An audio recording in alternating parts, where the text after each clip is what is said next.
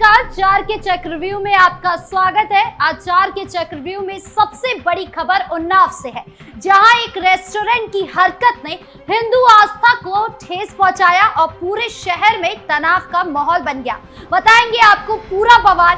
फिर दूसरी खबर जलना महाराष्ट्र से है, जहां मस्जिद के लाउडस्पीकर को लेकर पहले से चला आ रहा विवाद और गहरा गया जब नमाजियों पर हमला हुआ। बताएंगे आपको पूरी घटना का सच। तीसरी खबर भी उन्नाव से है, जहां एक मंदिर के अंदर एक युवक की कुल्हाड़ी से जान ले ली गई। बताएंगे आपको पूरी कहानी। और चौथी खबर बुलंदशहर से है, जहां यूपी पुलिस ने 30 केसों में वांछित एक अपराधी का एनकाउंटर किया, जिसके बाद जिले में माहौल गर्मा गया। बताएंगे आपको पूरा मामला। तो चलिए शुरू करते हैं चार का चक्रव्यूह। पहली खबर उन्नाव से है, जहां रक्षाबंधन पर हिंदू आस्था को ठेस पहुंचाने का मामला सामने आया। उन्नाव में रक्षाबंधन जैसे पवित्र त्योहार के मौके पर एक ऐसी घटना सामने आई जिसने पूरे जिले को हिलाकर रख दिया। बात शुरू हुई एक शिव भक्त से, जिसने रक्षाबंधन के दिन ऑनलाइन खाना ऑर्डर किया। इस शिव भक्त ने अपने परिवार के साथ त्योहार मनाने के लिए पनीर की डिश मंगवाई, लेकिन जब खाना घर पहुंचा तो उसमें पनीर की जगह मांस परोसा गया। ये घटना न सिर्फ एक गलती थी, बल्कि हिंदू आस्था के साथ खिलवाड़ मानी जा रही है, क्योंकि रक्षाबंधन के दिन शाकाहारी भोजन का विशेष महत्व होता है। इस घटना ने स्थानीय लोगों में गुस्सा भड़का दिया और देखते ही देखते मामला सोशल मीडिया से लेकर सड़कों तक पहुंच गया। लोगों ने इसे कट्टरपंथी रेस्टोरेंट की साजिश करार दिया और पूरे उन्नाव में तनाव का माहौल बन गया। प्रभावित परिवार ने तुरंत इसकी शिकायत स्थानीय प्रशासन से की और मुख्यमंत्री कार्यालय तक बात पहुंचाई। खाद्य विभाग को इस मामले में तुरंत जांच करने के आदेश दिए गए।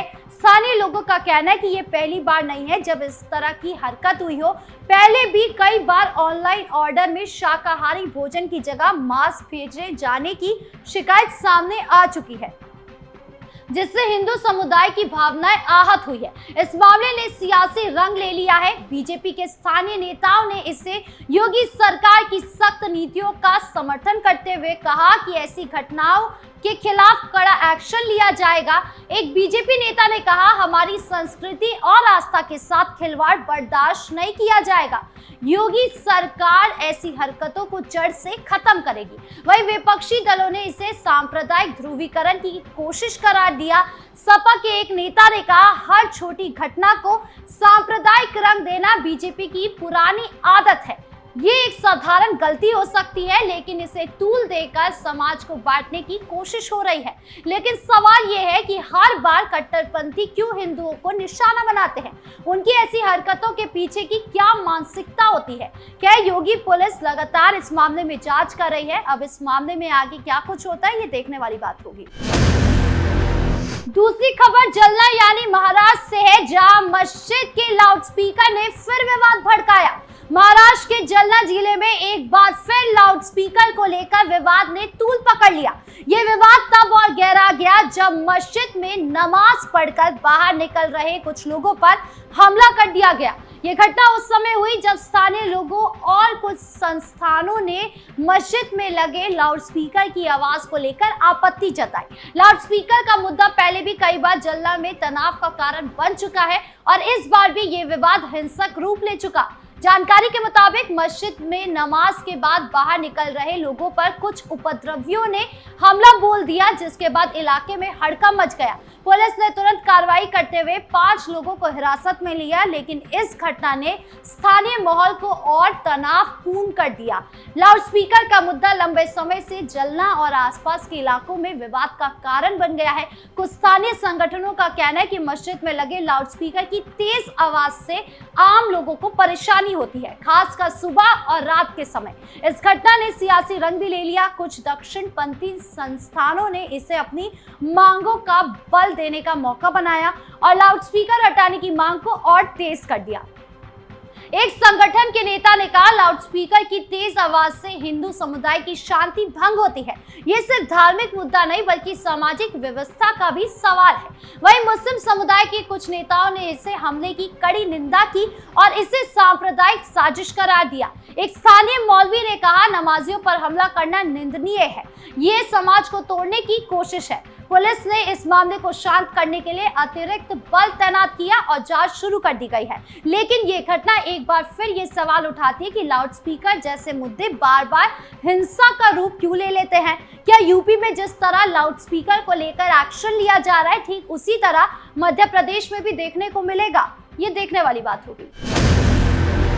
तीसरी खबर उन्नाव से है, जहां मंदिर में युवक की जान लेने का सनसनीखेज मामला सामने आया है। उन्नाव एक बार फिर सुर्खियों में है, इस बार एक दिल दहला देने वाली घटना की वजह से। एक मंदिर के अंदर एक युवक की कुल्हाड़ी से जान ले ली गई और इस मामले ने पूरे जिले में सनसनी मचा दी। मीडिया रिपोर्ट्स के मुताबिक ये घटना उस समय हुई जब दो दोस्तों के बीच किसी बात को लेकर विवाद हो गया। ये विवाद इतना बढ़ गया कि एक दोस्त ने गुस्से में आकर अपने ही साथी पर कुल्हाड़ी से हमला कर दिया, जिससे उसकी मौके पर ही जान चली गई। पुलिस ने तुरंत कार्रवाई करते हुए आरोपी को गिरफ्तार कर लिया। प्रारंभिक जांच में पता चला कि दोनों दोस्त लंबे समय से एक दूसरे को जानते थे और ये घटना व्यक्तिगत रंजिश का नतीजा हो सकती है। मंदिर जैसे पवित्र स्थान पर इस तरह की घटना ने स्थानीय लोगों में गुस्सा और डर का माहौल पैदा कर दिया है।